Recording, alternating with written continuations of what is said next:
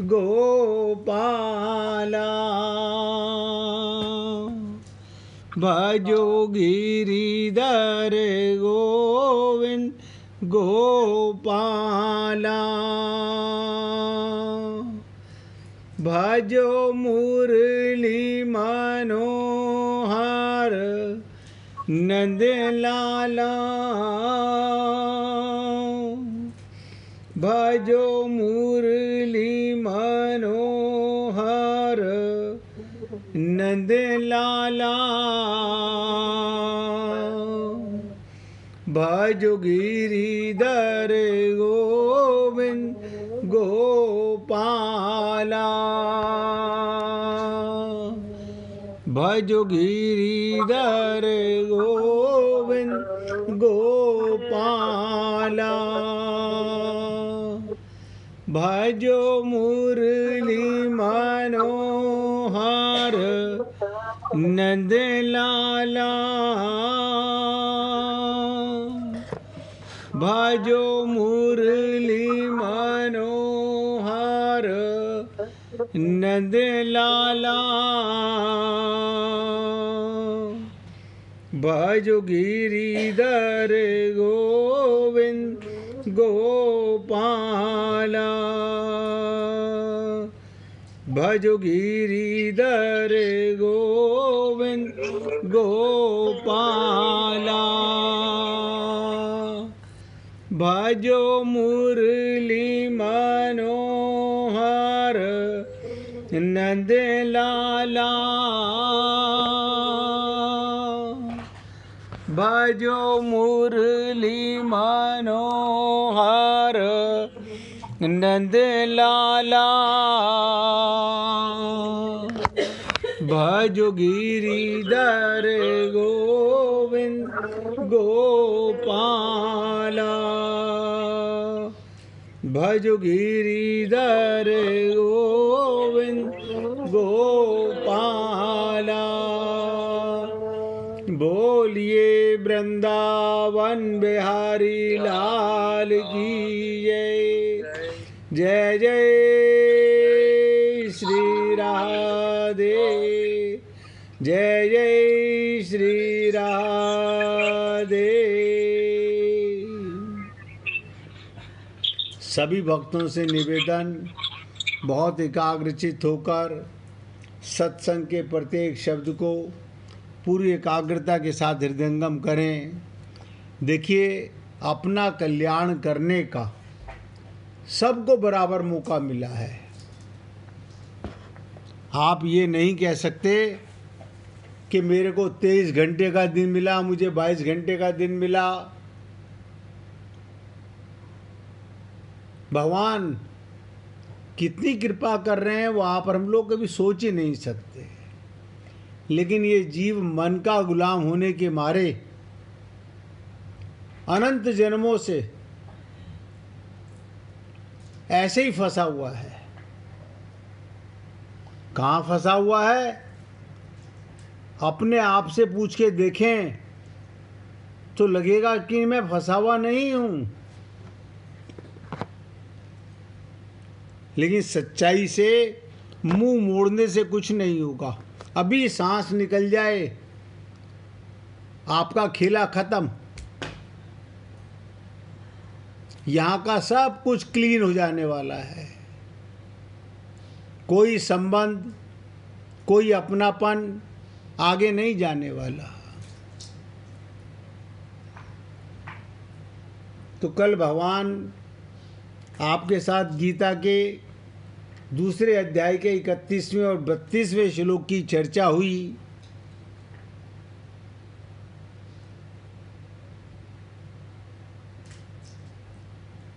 और 31वें श्लोक में हमने आपसे निवेदन किया, जो मनुष्य परमात्मा तत्व को जानना चाहता है, परमात्मा तत्व को, पर तीक्ष्ण बुद्धि और तेजी का वैराग्य न होने के कारण, पाने चाहते तो सब हैं आनंद पाना। ऐसा कोई संसार में है जो आनंद नहीं पाना चाहता? सब पाना चाहते हैं, सब।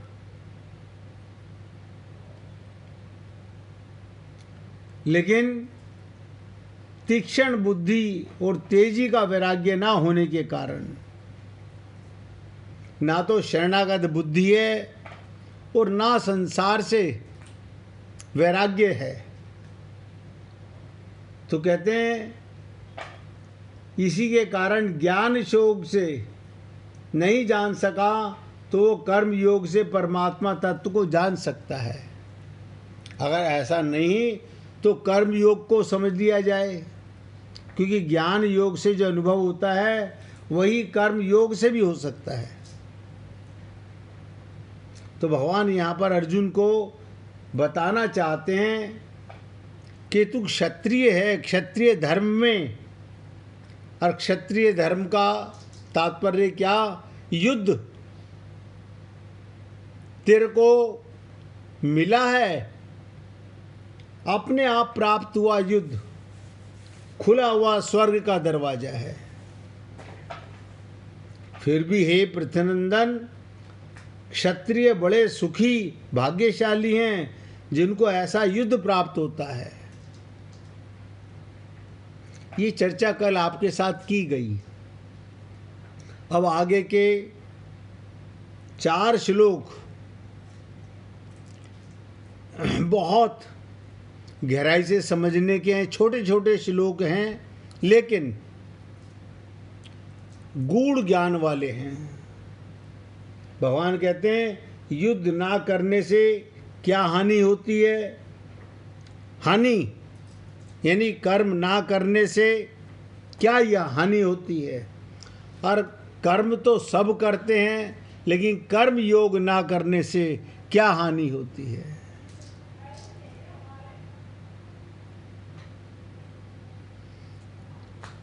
तो दूसरे अध्याय का 33वां श्लोक भगवान कहते हैं अब अगर तू ये धर्म में युद्ध नहीं करेगा, क्षत्रिय धर्म का पालन नहीं करेगा, तो अपने धर्म और कीर्ति का त्याग करके पाप को प्राप्त होगा। एक शरीर का धर्म, एक आत्मा का धर्म। शरीर के धर्म से स्वर्ग, अपवर्ग, नरक प्राप्त होते हैं और आत्मा के धर्म से भगवत प्राप्ति होती है। और मैंने आपसे निवेदन किया कि 4 श्लोकों में भगवान इसका निरूपण करने जा रहे हैं अर्जुन के माध्यम से। कह रहे हैं तू युद्ध के बिना रह नहीं सकता, क्योंकि क्षत्रिय का स्वभाव है, परवश हुआ तू युद्ध करेगा ही। तू नहीं करेगा, सामने वाले तुझे मजबूर कर देंगे युद्ध करने के लिए। अगर ऐसा मान ले तू युद्ध नहीं करेगा तो तेरे द्वारा क्षत्रिय धर्म का त्याग हो जाएगा।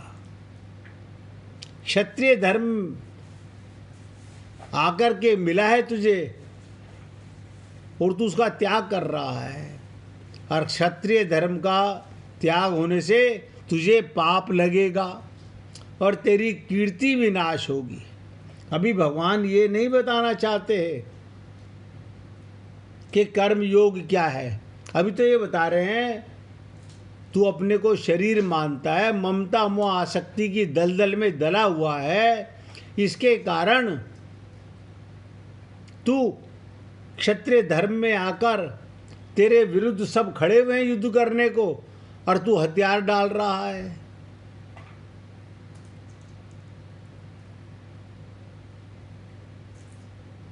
और हमने आपसे कहा था 4 वर्ण हैं, चारों वर्णों में जो अपने आप हमें मिला है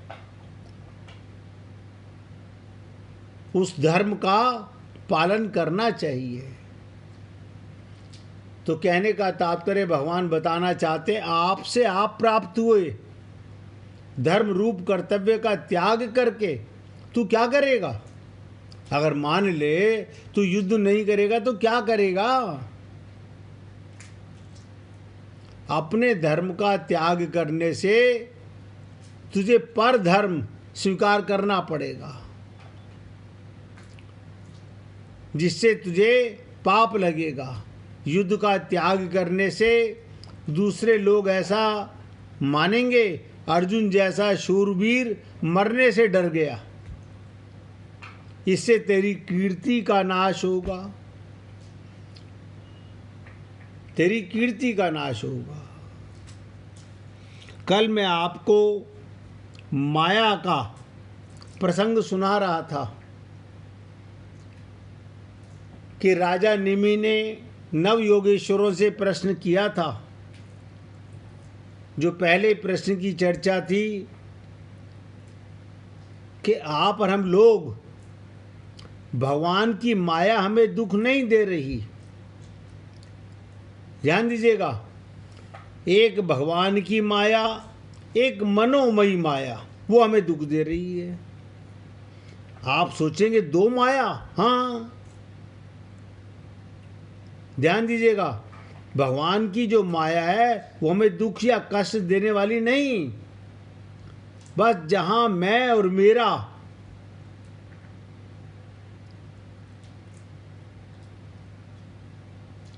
जहां मैं और मेरा आया वहीं राग द्वेष भी हो गया है। फिर मैं करता हूं, मैं भोगता हूं, इस प्रकार के भाव आ जाते हैं। ये जो अविद्या माया है, यही अनात्मा में आत्मबुद्धि करा देता है। और कल भी मैंने आपसे निवेदन किया था, माया उसे कहते हैं जो किसी चीज को वो जैसी हो वैसा ना दिखाकर वो जैसी ना हो वैसा दिखाती है। माया मन की मोहिनी है। अब संसार में, परिवार में सब भगवान के रूप हैं। आपको भगवान के रूप नजर आते हैं? नहीं आते। माया क्या दिखा रही है? ये मेरा बेटा है, ये मेरी बेटी है, ये मेरा पति है, ये मेरी पत्नी है, ये मेरे पिता हैं, ये मेरी माता हैं। हम समझ ही नहीं सके जीवन में।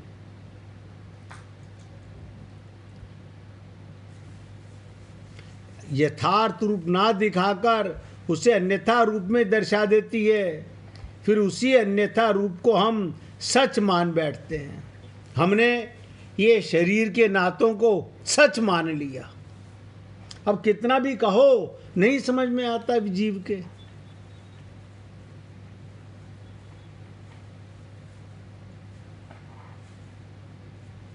उसी अन्यथा रूप को हम सच मान बैठते हैं। जो जैसा ना हो उसे वैसा दर्शा देना, ये माया का कार्य है।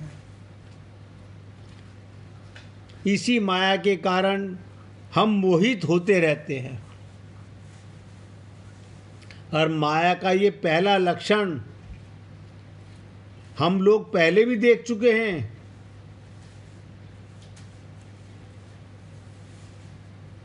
अनंत जन्म गुजर गए,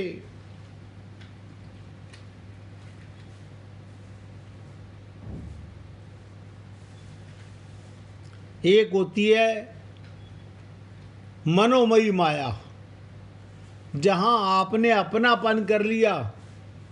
भगवान की माया दुख नहीं दे रही। हमारी अपनी बनाई हुई माया हमें बंधन में डालती है, हमारा सत्यानाश करती है। अपनी मनोमयी माया, जहां जहां मैं और मेरापन आ गया, वो मनोमयी माया है। और मैंने कल भी कहा था, ये माया सत्वगुणी, रजोगुणी और तमोगुणी होती है। ईश्वर की अध्यक्षता में सृष्टि की उत्पत्ति, स्थिति, लय करती है। स्वयं उसकी अपनी कोई स्वतंत्र सत्ता नहीं है। माया भगवान की दासी है।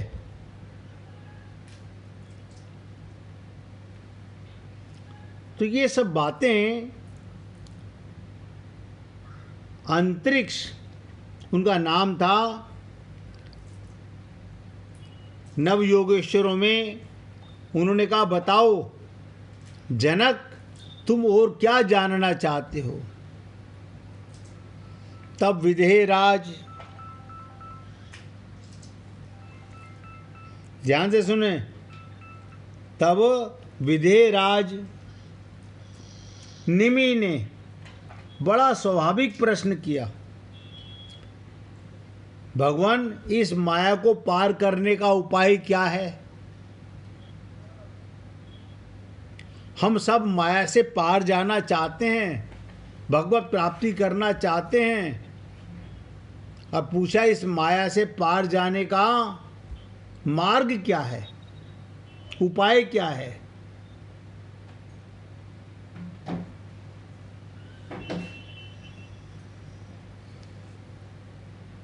तो यहां पर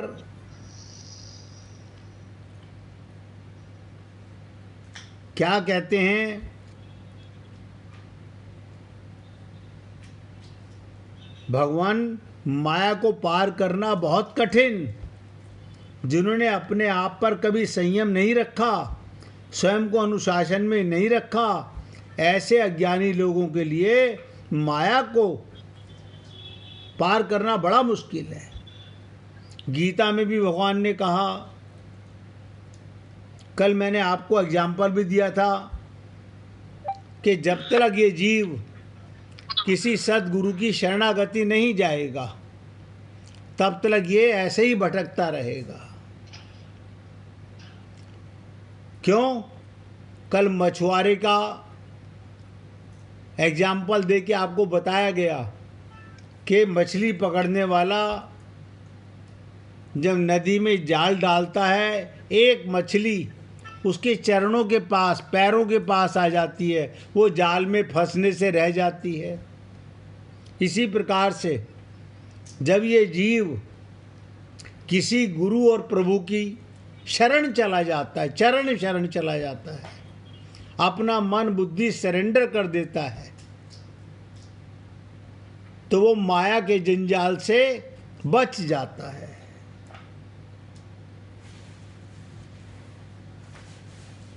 लेकिन जो लोग भोगों में आसक्त होकर उन्हें भोगने के लिए भगवान के चरणों से, गुरु के चरणों से दूर चले जाते हैं, वो माया जाल में फंसकर पकड़े जाते हैं। कहने का यही है, भगवान के चरणों को मत छोड़िए। सीधी सी बात। अब दूसरा प्रश्न, राजा निमि कहते हैं, अब कृपा करके आप ये भी बता दीजिए, जिनकी बुद्धि प्रखर ना हो, अर्थात जो स्थूल बुद्धि वाले हों, वे माया को किस प्रकार पार करेंगे। इसका उत्तर दूसरे नवयोगेश्वर प्रबुद्ध जी ने दिया, उसकी चर्चा करेंगे अगले श्लोक के बाद। 33वां श्लोक हमने आपको बता दिया। अब 34वां श्लोक सुनिए। मैंने कहा था आपसे बहुत छोटे छोटे श्लोक हैं, बहुत छोटे छोटे श्लोक हैं। 34वें श्लोक में भगवान कहते हैं, हे अर्जुन, सब प्राणी भी तेरी सदा रहने वाली अपकीर्ति का कथन अर्थात निंदा करेंगे तेरी। तू अगर कर्तव्य कर्म से पीछे हटेगा, युद्ध से पीछे हटेगा, तो तेरी निंदा होगी। अपकीर्ति सम्मानित मनुष्य के लिए मृत्यु से भी बढ़कर दुखदायी होती है। यानी तू अपने ही शर्म से मर जाएगा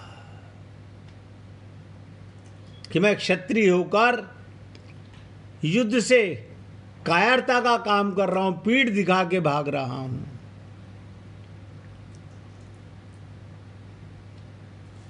तो भगवान यहां बताना चाहते हैं, मनुष्य हो, देवता हो, यक्ष हो, राक्षस आदि जिन प्राणियों का तेरे साथ कोई संबंध नहीं, ध्यान दीजिएगा, मनुष्य, देवता, यक्ष, राक्षस जिन प्राणियों से तेरा कोई संबंध नहीं, जिनका तेरे साथ ना मित्रता है ना शत्रुता है, ऐसे साधारण प्राणी भी तेरी अपकीर्ति अपयश का गुणगान करेंगे। संसार कहेगा अर्जुन जैसा नपुंसक कोई नहीं।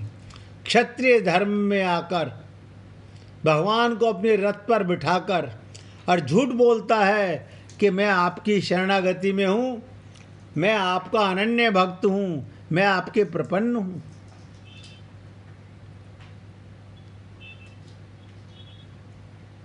युद्ध के मौके पर उसकी कायरता प्रकट हो गई।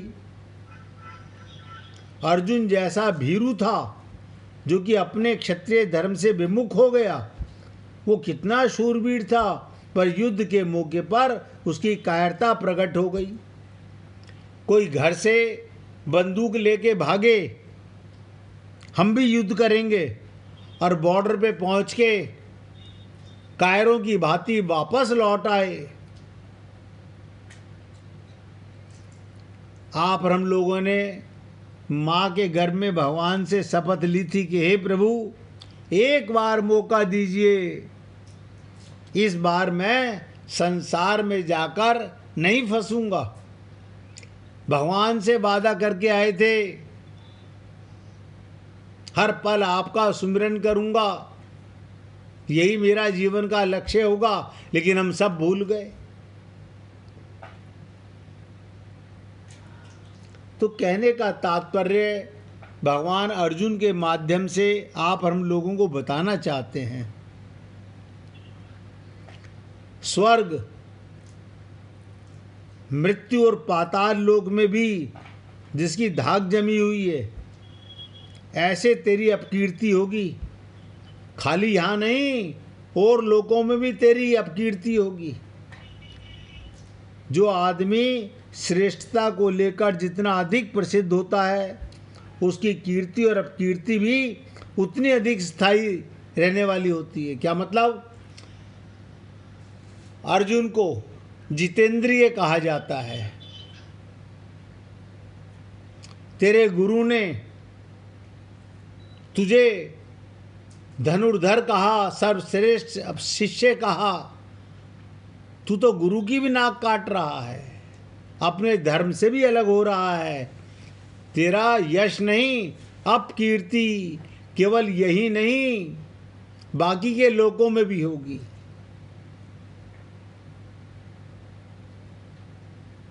इस श्लोक के पहले भगवान ने साधारण प्राणियों द्वारा अर्जुन की निंदा किए जाने की बात कही। अब श्लोक के अंदर क्या कहते हैं? सबके लिए होने वाली सामान्य बात बता रहे हैं, आप और हम लोगों के लिए। ध्यान दीजिएगा, संसार की दृष्टि में जो श्रेष्ठ माना जाता है, जिसको लोग बड़ी ऊंची दृष्टि से देखते हैं, ऐसे मनुष्य की जब अपकीर्ति होती, अपमान होता है। आप देखते होंगे संसार में बहुत से लोग हैं ऐसे, मैं किसी का नाम नहीं लूंगा, बहुत लोग हैं ऐसे जिनकी जो संसार तारीफ करता था वही निंदा भी करता है। तो कहते हैं अपकीर्ति, अपमान मरने से भी अधिक भयंकर दुखदायी होता है।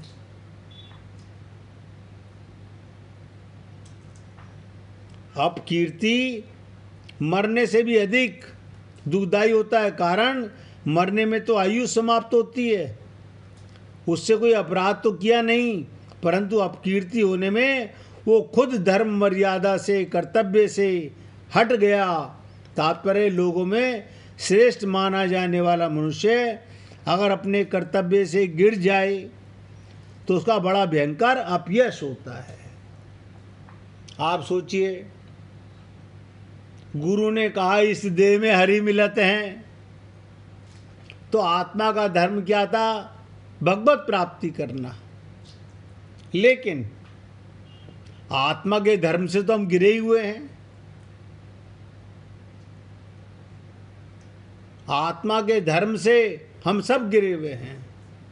हमें भगवत प्राप्ति का मौका पूरा मिला है, लेकिन आप करें या ना करें,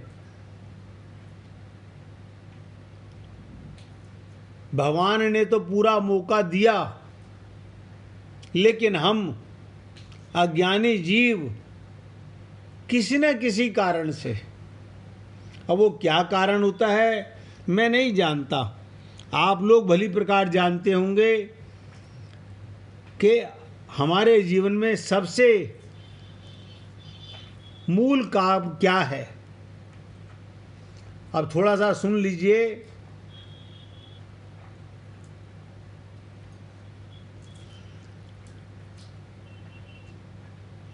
तो जब निमि ने पूछा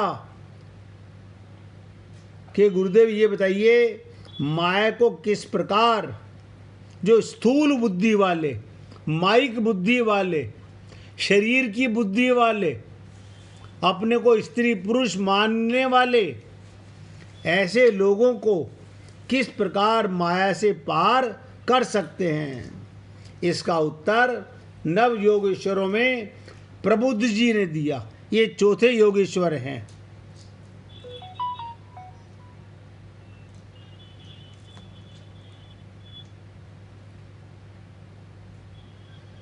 वो क्या कहते हैं,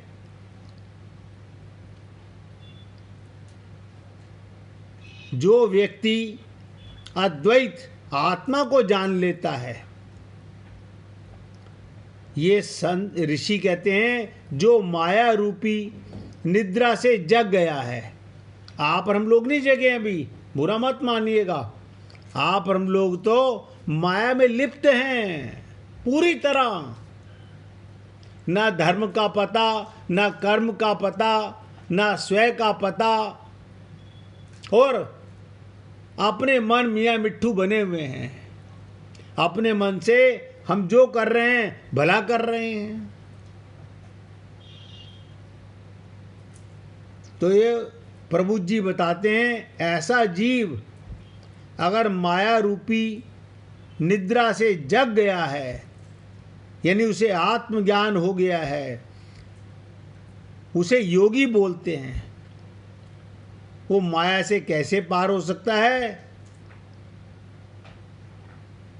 स्वप्न की माया से छूटने के लिए उपाय क्या? जाग जाना। स्वप्न की माया से छूटने का मतलब क्या?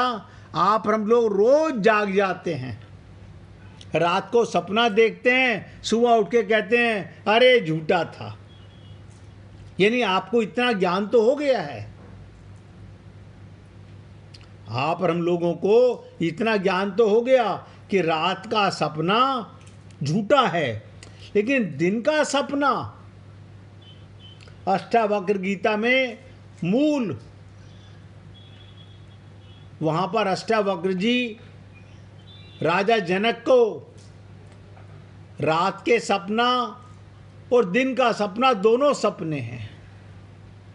आप और हम लोग रात के सपने से तो जाग गए हैं, लेकिन ये जो माया का दिन का सपना है, अभी आप और हम लोग इससे जागे नहीं हैं। तो यहाँ पर प्रबुद्ध जी बताना चाहते हैं, जाग जाना, इसके अतिरिक्त कोई दूसरा उपाय नहीं।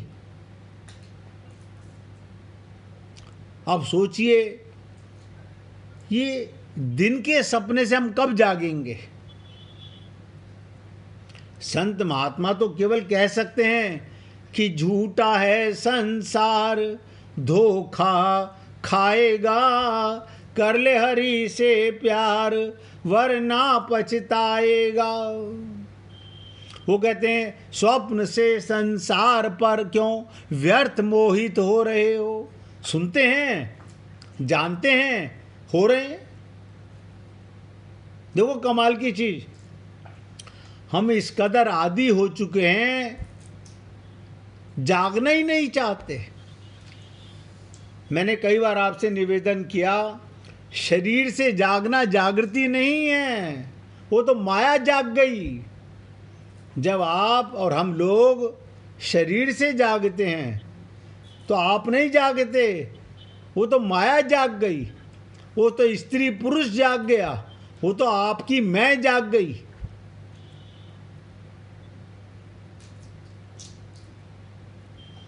और मैंने कई बार ये भी निवेदन किया कि जीव जागा जब जानिए, जब आत्मज्ञान हो जाए। आप हम लोग जागेंगे कब? जब हमें आत्मज्ञान हो जाए। और आत्मज्ञान का मतलब क्या? आप आत्मा हैं तो 24 घंटे आत्मा है। शरीर सो रहा है तो भी आत्मा है, शरीर उठ गया तो भी आत्मा है। ये जागृति है। फिर ना तो संसार तुम्हें दुख दे सकता है, ना स्वप्न दुख दे सकता है। जैसे आप रात के सपने को झूठा कहते हो, ऐसे ही दिन का भी ये जो संसार में अपनापन है सब झूठा है, ठगाई का काम है। तो यहां पर संत प्रभु जी बताना चाहते हैं, जागे बिना स्वप्न दूर नहीं होता। रस्सी में यदि सांप की भ्रांति हो गई तो जब तक ये सर्प नहीं रस्सी है ऐसा जान नहीं लोगे तब तक भ्रांति मिटेगी नहीं। और ये भ्रांति प्राणायाम से आदि से नहीं मिटती, किसी पूजा पाठ से नहीं मिटती। रस्सी के स्थान पर सांप देखने वाला यदि प्राणायाम करने बैठ जाए तो उसे सांप का दिखना बंद हो जाएगा, परंतु रस्सी का बोध नहीं होगा। अतः आँख खुलने पर या प्राणायाम छूटने पर वो सांप पूर्ववत ही दिखाई देगा। जैसे ही आप मंदिर से आते हो, सत्संग से आते हो, फिर माया में लिप्त हो जाते हो, फिर वही बेटा वही ढाक के 3 बात। अरे गाते क्या हो, मंदिर में झूठ बोलते हैं, त्वमेव सर्वम मम देव देवा, सब कुछ तू ही है। मानते तो नहीं है। जब सब कुछ भगवान है तो ये गाते हुए हमारे को लाज भी नहीं आती कि हम ऐसे शब्द कैसे गा लेते हैं, लेकिन गा लेते हैं। 1 मिनट भगवान का कीर्तन कीजिए, फिर आगे चर्चा करेंगे। गोविंद गोविंद गोपाल भज मन गोविंदा।